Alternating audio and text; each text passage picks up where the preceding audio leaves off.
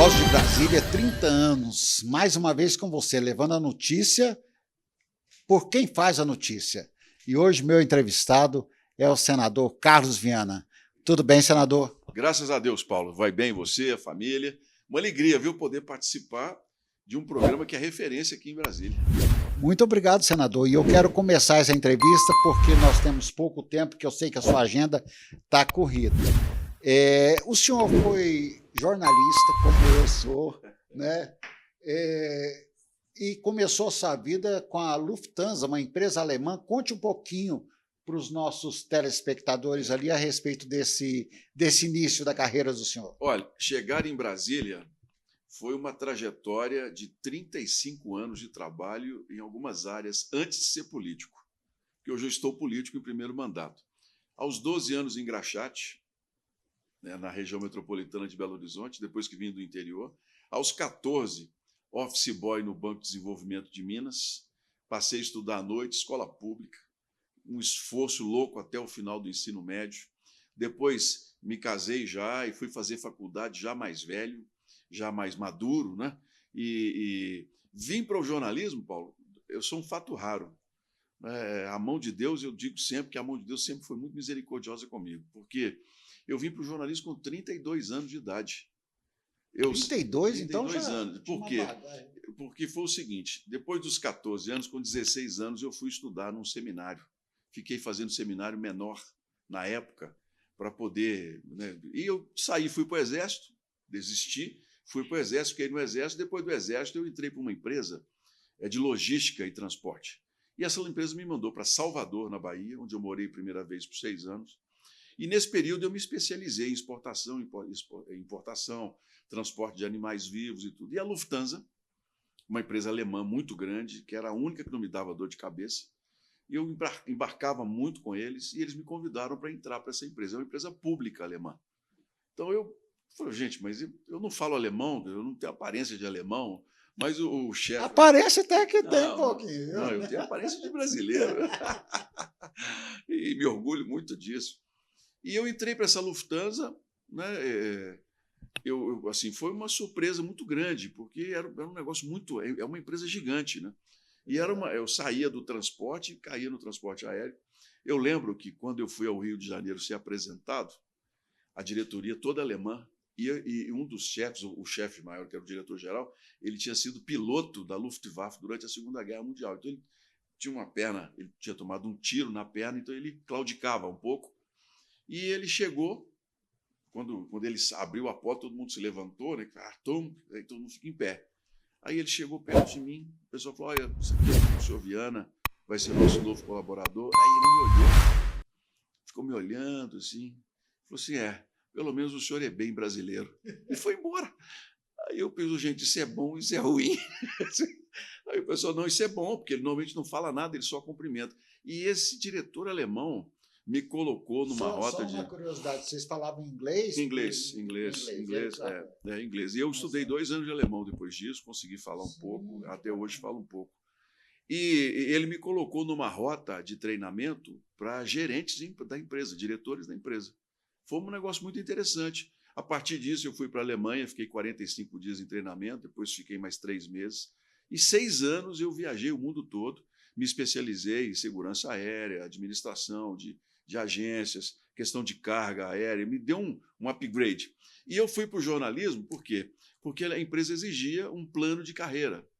E eu penso, assim, com essa minha aparência de alemão, como eu digo, eu não vou chegar nunca. Aí propus criar um departamento de comunicação social para a Lufthansa na América, inclusive no Brasil, porque vinha tudo da Europa.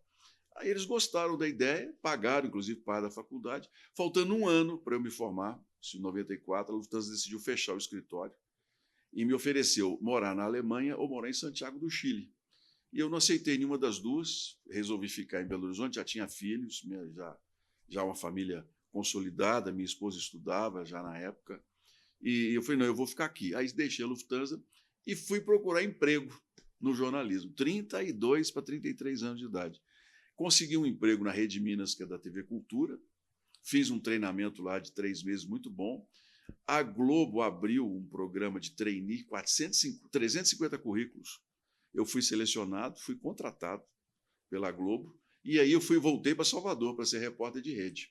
E isso só aprendendo e crescendo, já mais maduro, né? Ou seja, a gente aproveita mais as oportunidades. Conhecendo o mundo todo, né? Conhecendo, dominando o idioma e tudo. Olha, que história, senador. Eu cada vez que eu vou fazer uma entrevista, ou aqui no Senado, ou lá na Câmara, eu fico surpreso com as notícias. Mas eu acho que essa curiosidade é minha e de quem está assistindo também, né, de ouvir essa história. Agradeço o senhor por estar colocando esses pormenores, essa intimidade do senhor expondo aqui de frente para as câmaras. Mas continue, que está muito bom. E depois do jornalismo, foram 35 anos. Eu fui jornalista de rádio, de televisão, né? Fiquei 23 anos no jornalismo, fui professor universitário, me especializei em técnica de televisão, tudo, me especializei em administração de canal de TV. Aí eu desisti, falei, olha, chega, já trabalhei 35 anos, falei para minha família, eu vou mudar de vida. Eu já fui jornalista nos Estados Unidos, então eu fui correspondente, falei, eu vou mudar de vida, eu estou avisando a vocês que eu vou buscar uma outra, eu vou abrir um restaurante, eu vou virar chefe de cozinha, então já avisei para todo mundo. Aí nós decidimos ir embora do Brasil, mudar para a Espanha, que minha família, a gente tem uma ligação passada, e meus filhos são advogados, poderiam lá advogar depois de 1 ano e pouco de treinamento, né? Mas aí meu coração foi assim, gente, brasileiro, né? Nasci aqui, Deus tem propósito nisso. Aí resolvi me candidatar. Vim aqui no Congresso, cheguei na Câmara, estava uma confusão. Você lembra do telequete? Você é mais velho, você vai lembrar. Aquela luta livre, né? Aquele negócio. Por que telequete? Era vias de fato. Era via de fato mentirosa, né? Porque depois terminava... Bom, aquele telequete, aquela luta livre, não, isso aqui para mim não dá, não. Aí mas até hoje é assim, né? Mas é a política. Aí vim no Senado, cheguei aqui, tapete azul, sou cruzeirense. Eu olhei o Senado, todo mundo falando baixinho, tudo educado, falei, não é aqui que eu quero, é aqui. Aí 2 vagas, medi, falei, eu vou tentar. Aí candidataram-se a ex-presidente Dilma, o ex-presidente da Assembleia de Minas, o atual presidente do Senado, eu e os outros. Tive 3.568.000 votos. Uau, chega, fiquei sem fala agora. 3 milhões. Ganhei da Dilma. Como é que... Mas o senhor... tudo bem, era conhecido como jornalista, né? Já transitava bem, mas tirar esse caminhão de voto assim não é 3 milhões. Mas eu tinha um programa de rádio, eu tinha 1 milhão de ouvintes por hora no programa de rádio. Meu programa de rádio foi 12 anos primeiro lugar de audiência.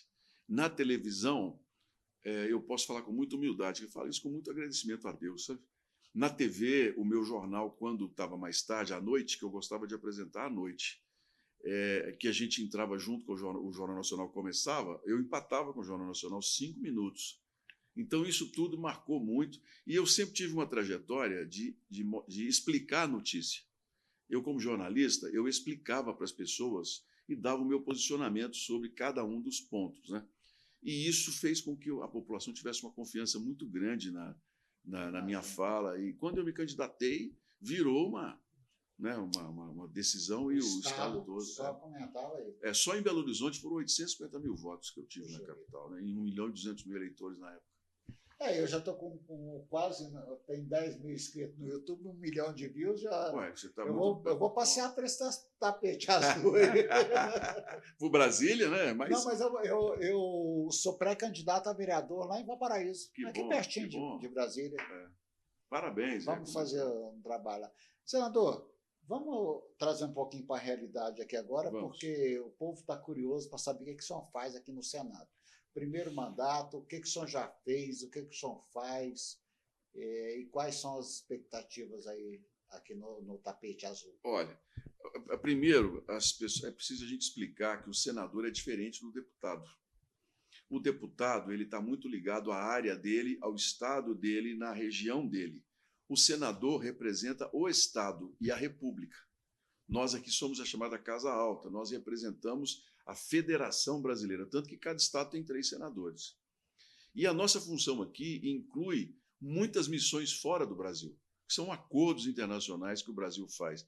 Então, eu, por exemplo, daqui da casa, eu sou um dos poucos que fala inglês, que tem um domínio. Então, eu faço muita missão fora do Brasil para poder... E isso afasta até a gente muito do eleitor da gente no estado. Mas, nesses períodos de 5 anos que eu estou aqui, Eu posso dizer que eu tirei primeiro lugar ano passado como senador que mais apresentou propostas de lei. Sou o melhor senador nesse aspecto, melhor congressista. Eu estou há 5 anos entre os 5 melhores congressistas brasileiros, por transparência, não tem um processo, graças a Deus, na justiça, nada. Minhas contas são todas transparentes. E isso faz com que a gente possa ter... Eu fui vice-líder do governo anterior, consegui para Minas Gerais mais de 10 bilhões de reais em investimentos. E é muito dinheiro para gente que vinha para cá não fazer nada, porque senador é aquela história, né? Ou era governador antigo, ou era parente, ou bancava uma candidatura, financiava, né? Dava dinheiro para candidatar ao governador e ganhava de presente o Senado. Eu inverti essa lógica. Eu cheguei aqui e passei a defender os interesses de Minas e passei a ter voz muito ativa.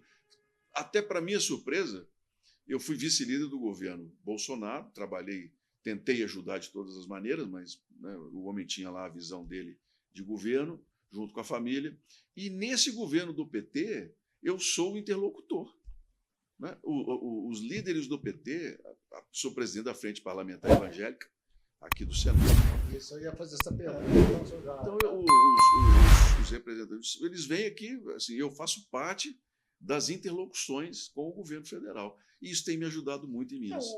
Inclusive, esse partido que o senhor está, o Podemos, ele é um partido que ele, indiretamente ou diretamente, ele faz parte do governo. Não. Aqui no Senado nós somos independentes. Na Câmara está na base. Então, eu entrevistei a senadora Damares, se o senhor me permite. Claro. E ela disse que ela vota muitas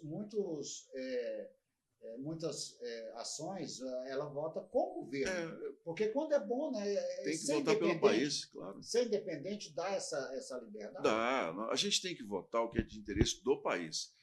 Questões, por exemplo, de costumes, que é a liberação de droga, não votamos de jeito nenhum. A questão do aborto, por exemplo. Como é que fica agora que o Supremo liberou lá 40 gramas de... É porque nós demoramos muito a regulamentar. Nós já temos uma PEC aqui no Senado aprovando que toda quantidade é crime. A hora que a Câmara votar que toda quantidade é crime também, a decisão do Supremo cai. Porque o que muitos internautas me perguntam, e eu fico sem saber responder, é justamente isso, que 40 gramas corresponde a 50 cigarros de maconha, ou um pouco mais. E aonde que eles vão comprar essa maconha? Aonde vai poder consumir em todos os lugares? Como é que é isso? É o princípio da liberação. O Supremo é o princípio da liberação. O Supremo, o judiciário brasileiro, tem uma visão sobre as cadeias muito diferente da sociedade. O judiciário, se puder, bota todo mundo para fora. Acabou com o manicômio, que realmente precisava de uma mudança, mas hoje uma família que tem uma pessoa doente, uma pessoa que é violenta em determinados ataques, a família tem que se revezar sem dormir, para uma pessoa não matar alguém dentro da casa. Tem que se pensar nisso no Brasil. Então, esse radicalismo, né? Então, se depender do Supremo, vai liberar tudo quanto é bandido. E a sociedade não quer isso. O povo brasileiro quer que quem comete crime tem que pagar pelo crime. Isso é o que as pessoas... E cadeia não se inventou até hoje algo melhor para devolver a paz a uma sociedade do que você botar o sujeito lá para ele pensar a vida dele. Lá ele vai ter tempo de fazer reflexão, dele pensar sobre o crime dele. Mas a cadeia não recupera. A cadeia não é, na minha visão, a cadeia não é para recuperar ninguém. A cadeia é para o sujeito pagar a sentença dele. Agora, lá dentro, ele tem que ser tratado com dignidade. Mas ele tem que cumprir a sentença dele, do princípio ao fim. Aqui, todo dia, a gente arruma uma desculpa para poder botar o sujeito.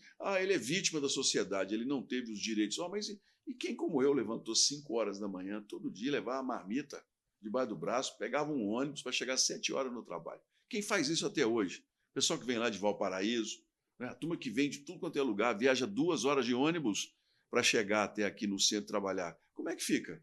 Então, a gente tem que começar a botar. O Supremo, infelizmente, tem uma visão, isso é do judiciário brasileiro, que a questão é, o preso precisa de novas oportunidades. Bem, depois que ele cumprir, eu também concordo. Então, o Congresso Nacional vai derrubar essa decisão do Supremo. Eu acredito que a Câmara votará também que vai droga é crime. Não tem conversa isso, não. Maconha é a porta de entrada. Os especialistas insistem em dizer que não, mas é a porta de entrada para outras drogas. Isso está mais que provado. Não, e o impressionante que, de novo, aonde é que vai consumir e aonde é que vai comprar. São questões complicadas. Senador, e o governo governo federal tem acertado e tem errado muito também. Como é que o senhor vê, qual é a sua visão nesse contexto? Olha, conte aqui para nós. Eu vou citar para você um fato histórico, você como jornalista. Nós tínhamos o Roberto Campos, que foi ministro da Economia dos anos 70, né? E era muito polêmico, porque ele era muito ácido. Assim, os comentários dele eram muito... Né? Era um outro tempo. Né? E ele foi entrevistado por uma jornalista de economia que está aí até hoje trabalhando. E um programa ele estava no meio, assim, os jornalistas perguntando. Aí essa jornalista virou para ele e falou assim, sarcasticamente: o senhor foi muito criticado pela minha geração, né, e as suas opiniões. Agora que o senhor está mais velho, mais maduro, o senhor se arrepende de alguma coisa? Ele não olhou para a pessoa, ele falou o seguinte: na diplomacia existe um líder que sempre foi muito respeitado, que era o Kaiser Bismarck, da Alemanha, que era chamado Homem de Ferro. E o Bismarck dizia que os povos eram divididos em três: os que aprendem com a experiência dos outros e enriquecem, os que não aprendem com a própria experiência e os que nunca aprendem. Hoje, no Brasil, nós estamos vivendo a experiência de quem não aprendeu com a própria história. O governo que está aí está cometendo os mesmos erros que cometeu no passado, num Brasil muito diferente hoje. Então, nós temos os gastos fora de controle, nós temos a votação de um orçamento que não confere mais a realidade, nós temos o fim de um teto de gastos, que foi um dos grandes ganhos pós-Plano Real, que foi votado agora. Você vê, depois de muito tempo com o Temer, um limite, você tem que saber administrar, mas, infelizmente, o atual governo está perdido, eles estão perdidos. Eu espero que, nesses próximos 2 anos, o governo se reencontre. Há uma demonstração de seriedade por parte do ministro Haddad, inclusive tem mostrado que há um desejo de manter os gastos sob controle, porque se a inflação volta, é ruim para todos nós. Então, a minha avaliação é de que o governo atual precisa se definir se eles são realmente de esquerda, se eles são de centro, ou se eles vão assumir, de fato, que algumas ideias da direita são boas para o país. Está dado o recado aí pelo professor, senador Carlos Viana. Você que estava curioso para escutar essa fala dele, agora já tem um norte para você seguir. Senador, nós fazemos o Anuário Brasileiro, que o senhor já deu uma folhada, tem 23 anos, mostrar ali para a nossa câmera. A entrevista do senhor, a gente vai sair uma síntese aqui na íntegra no canal do YouTube. Parabéns pelo trabalho. Obrigado. Não é fácil, não. Eu reconheço que... O senhor já trabalhou com isso, sabe a dificuldade, né? Mas estamos aí na estrada. Fizemos o almanaque das Olimpíadas também, né? Fizemos o almanaque dos 50 anos de Brasília, só para a câmera ver lá. Ó, com a ajuda do senador, para você ver. Nós fizemos também... Posso contar uma história curiosa sobre Brasília? À vontade. Eu só quero dizer para o senhor que o meu horário que o Fernando me deu já estourou, viu? Mas agora é com o senhor. É o seguinte, meu pai, pessoa querida demais, meu pai nasceu no sul de Minas, uma cidade chamada Bom Sucesso, uma cidade pequenininha, mas deliciosa. E meu pai teve uma discussão com meu avô Major Sebastião Viana. Meu pai se desentendeu quando meu pai voltou do Exército. Os dois se estranharam lá. E meu avô falou com meu pai para ir embora, que não tinha lugar mais para ele. Então, meu pai tomou raiva de fazenda, não queria. Nós perdemos uma fazenda linda da família lá. Meu avô não deu conta de tomar conta, né? Ficou velho, idoso. Mas meu pai foi ser motorista de caminhão. E o fazendeiro para motorista, motorista de caminhão. E meu pai, o sonho do meu pai era vir para Brasília. E ele, sim, você sai do Exército, você sai com a mão na frente e outra atrás. Conseguiu tirar uma carteira de motorista de caminhão com a ajuda de um tio, que era cafeicultor, lá em Santo Antônio do Amparo. E meu pai montou num caminhão, numa dessas carrocerias, vindo para Brasília. Só que o dinheiro só deu para chegar em Três Marias, que é uma cidade que fica a 3 horas de Belo Horizonte. Ele, quando chegou lá em Três Marias, a pessoa falou: tem uma empresa contratando os motoristas de caminhão aí para trabalhar na obra da barragem, que vai começar e tal coisa. Aí meu pai entrou para a CEMIG, que é as Centrais Energéticas de Minas Gerais, né? Senão, nós estaríamos em Brasília hoje. Né? Brasília, que certamente teria aqui um baluarte para contar essa história. Mas, obrigado. É uma história bonita, né? Então, eu, quando olho Brasília, eu penso assim, gente, que interessante. É o que a palavra de Deus diz, né? Do coração do homem vem o desejo, mas é da boca de Deus que vem a resposta. Né? Amém, é verdade. Senador, mais uma vez eu quero agradecer muito o senhor ter disponibilizado esse tempo aqui para poder contar essa história, né, e falar desse nosso paizão aí para essa população toda. Obrigado. Eu queria agora, antes de encerrar, fazer uma pequena homenagem ao senhor. Vou pedir a minha assessoria aqui para passar aqui para minhas mãos, que é um diploma de honra ao mérito, porque o senhor tem feito merece ser contemplado, né, por esse diploma de honra ao mérito, que a Agência Voz de Brasília, o Instituto Brasil de hoje, que eu vou falar sobre ele um pouquinho, agradecendo por essa entrevista e por essa parceria. A doutora Dejanete já assinou, infelizmente ela não pôde estar aqui. Hoje eu vou assinar com essa mais grossinha aqui, para ficar... Muito obrigado. E agora eu queria que o senhor mostrasse ali para o pessoal fazer a... Aí. Muito obrigado. Muito satisfeito e agradecido. Merecido, o senhor merece, obrigado, pelo seu trabalho, pela sua seriedade aqui nessa Casa de Leis. Muito agradecido. Estará muito breve estampado aqui nas paredes. Aqui muito bem. E eu vou mostrar para o senhor, esse aqui é um troféu que o senhor vai receber no dia que nós lançarmos a edição do anuário. Eu quero que o senhor esteja lá no dia do lançamento para receber esse troféu, que é o troféu em comemoração aos 30 anos da nossa agência e do Instituto Brasil de hoje. O Instituto Brasil de hoje é um instituto de ação social para criança, adolescente, as mulheres. Inclusive, a gente vai fazer um pedido para o senhor, para, se possível, o senhor fazer uma contribuição aí. Espontânea, claro. Eu vou deixar aqui só para o pessoal tirar a foto, depois a gente faz uma foto dele. E agora eu vou ter o prazer de passar o microfone para as suas mãos, para que o senhor dê um recado aí, as considerações finais do senhor. Bem, eu quero, primeiramente, agradecer a presença aqui do pastor Paulo Fayad, obrigado, e dizer às pessoas que nós precisamos aprender com os nossos erros. Nós, brasileiros, não podemos cair na terceira colocação do que aqueles que não aprendem nunca.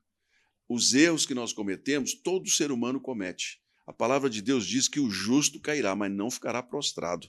Por quê? Porque é o conhecimento da palavra, a fé e a misericórdia de Deus que nos levantam. E nós precisamos ter isso na nossa vida.